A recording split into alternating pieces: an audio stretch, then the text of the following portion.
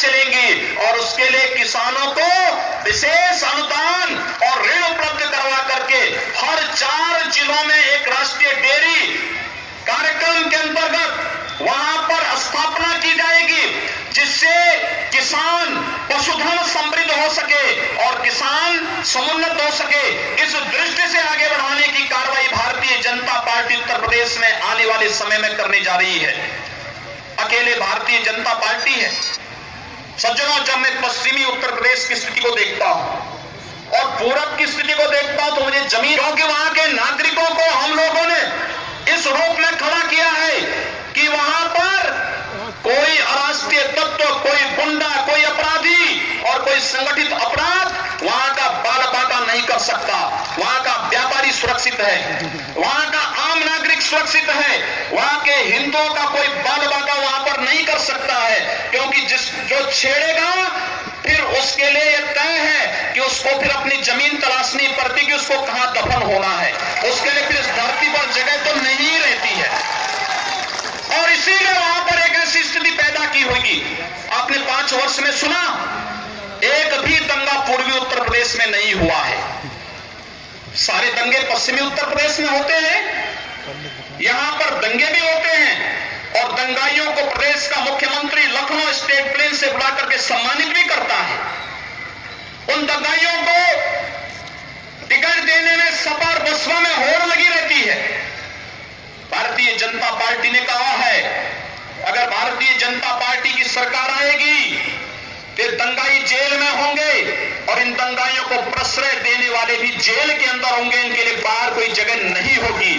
और यही नहीं, भारतीय जनता पार्टी इस बात के लिए भी संकल्पित है कि अगर भारतीय जनता पार्टी की सरकार आएगी तो पश्चिमी उत्तर प्रदेश के विभिन्न कस्बों में सामूहिक पलायन की जो स्थिति पैदा हुई है, इस सामूहिक पलायन को हम रोकेंगे। सांप्रदायिक हिंसा की दृष्टि से अत्यंत संवेदनशील पश्चिमी उत्तर प्रदेश, वहां पर हम लोग एक स्पेशल टास्क फोर्स गठित करेंगे, डिप्टी कलेक्टर की तैनाती करेंगे, जिलाधिकारियों को जवाबदेह बनाएंगे। अगर पलायन होगा व्यापारियों का, दलितों का, गरीबों का, मैं कहना चाहूंगा मायावती जी से, पश्चिमी उत्तर प्रदेश में सर्वाधिक दलितों ने पलायन किया है। आप जाइए गाजियाबाद में, वाल्मीकि बस्ती से सभी वाल्मीकि समुदाय के लोग पलायन करने के लिए मजबूर हैं। केराला में व्यापारी पलायन करने के लिए मजबूर है। कांडाला में वहां का स्थानीय नागरिक पलायन करने के लिए मजबूर है, क्योंकि संगठित आपराधिक गिरोह और राष्ट्रीय तत्वों के साथ मिलकर के उत्तर प्रदेश सरकार के संरक्षण में वहां पर जिस प्रकार का कहर ढाता है, बालिकाओं के साथ, मां बहनों की इज्जत के साथ खिलवाड़ करता है, प्रशासन मौन रहता है और अंततः उसके सामने प्लान के सिवाय दूसरा चारा नहीं होता है। और भारतीय जनता पार्टी के लिए पार्टी है जिसने कहा सामूहिक प्लान को हम रोकेंगे। एंटी रोमियो स्क्वाड हमारा होगा जो बालिकाओं की छेड़खानी को सख्ती के साथ रोकेगा, ऐसे मजनूं को चौराहे पर टांग करके ठीक करने का कार्य करेगा ही, साथ साथ यह भी व्यवस्था सुनिश्चित कराएगा कि बालिकाओं को स्नातक तक की शिक्षा मुफ्त में प्राप्त हो सके, मुफ्त में स्नातक की शिक्षा प्राप्त हो। भारतीय जनता पार्टी ने देवी अहिल्या कन्या विद्या योजना के अंतर्गत इस प्रकार की व्यवस्था प्रारंभ की है। सज्जनों, हम विकास भी चाहते हैं और हम सुरक्षा की गारंटी भी दे सकते हैं। केंद्र में जो श्री नरेंद्र मोदी जी ने देश और दुनिया के अंदर भारत का नाम किया है, उत्तर प्रदेश में भारतीय जनता पार्टी इस प्रकार की सरकार आपको देना चाहती है।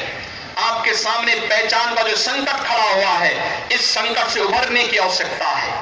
आपके सामने आने वाली पीढ़ी के सामने जो पहचान का संकट खड़ा हुआ है, इस संकट से उभरने की आवश्यकता है और लोकतंत्र यही अवसर आप सबको दे रहा है। आप सबसे विनम्र अनुरोध है कि सज्जनों, लोकतंत्र का यह पर्व 5 वर्ष में एक बार आएगा। 5 वर्ष तक सपा बसपा या फिर उन तत्वों का जो आपराधिक गिरोह भ्रष्टाचारियों से घिरे हुए हैं, उनके चंगुल में फंसने की आवश्यकता नहीं, उनके लोक लुभावन नारों में आने की आवश्यकता नहीं। आप सबसे हमारी अपील है, ये 5 साल का कार्यकाल और 14 वर्ष का सपा बसपा का कार्यकाल आप सबने देखा है, जिन्होंने पीड़ा दी है, जिन्होंने पहचान का संकट खड़ा किया है, जिन्होंने हिंदू मां बहनों के साथ हो रहे बलात्कार की घटना पर मजाक उड़ाने का कार्य किया है, जिन्होंने विकास अवरुद्ध किया है, जिन्होंने इन बेरोजगार नौजवानों को उनके रोजगार और नौकरी से वंचित किया है, जिन्होंने किसानों को बदहाल किया है, ऐसे पीड़ा देने वाले तत्वों को सबक सिखाने का अवसर भी है लोकतंत्र का यह पर्व चुनाव। मुझे याद आता है द्रौपदी का चीर हरण का दृश्य हो रहा था, और दृश्य चीर हरण का था, कोई अंतर नहीं। उस समय दुर्योधन और दुशासन थे, आज समाजवादी पार्टी और बहुजन समाजवादी पार्टी हो रहा था, आज उत्तर प्रदेश का चीर हरण ये दल कर रहे हैं। और इसलिए मैं कहना चाहूंगा, द्रौपदी ने प्रश्न किया था उस समय कि इसका दोषी कौन, सभा मौन थी। उत्तर प्रदेश प्रश्न पूछ रहा है, ये पहचान का संकट किसने खड़ा किया है, ये पहचान का संकट खड़ा करने वाले लोग कौन, सपा है, बसपा है, कांग्रेस है, कौन लोग हैं? ये तीनों मिलकर के उत्तर प्रदेश का बेड़ा गर्क किए हैं। और इसीलिए उस समय महात्मा विदुर ने कहा था कि तिहाई दोषी अपराधी, तिहाई दोषी उसके सहयोगी और तिहाई दोषी जो मूक दर्शक हैं। याद रखना, आप लोकतंत्र में मूक दर्शक की भूमिका में मत बैठना। मूक दर्शक भीष्म पितामह भी थे, गुरु द्रोणाचार्य भी थे, उनकी दुर्गति महाभारत में आप सबने देखी। अब कार्रवाई करवाने की कार्रवाई प्रारंभ की थी, आंदोलन किया था। एक जननेता आंदोलन कर सकता लोकतांत्रिक तरीके से, और इसीलिए हमारा अपील होगा, जाति से ऊपर उठिए। जाति भला नहीं कर पाएगी, तुष्टीकरण की नीति भला नहीं कर पाएगी। आप विकास और राष्ट्रवाद के पथ पर चलिए, विकास और सुरक्षा हम देंगे, भारतीय जनता पार्टी देगी। विमला सोलंकी जी को भारी बहुमत से चुनाव जिता करके भेजिए, कमल निशान पर चुनाव जिता करके भेजिए, बाकी की गारंटी हमारी। धन्यवाद। जय श्री राम, जय श्री राम, जय श्री राम।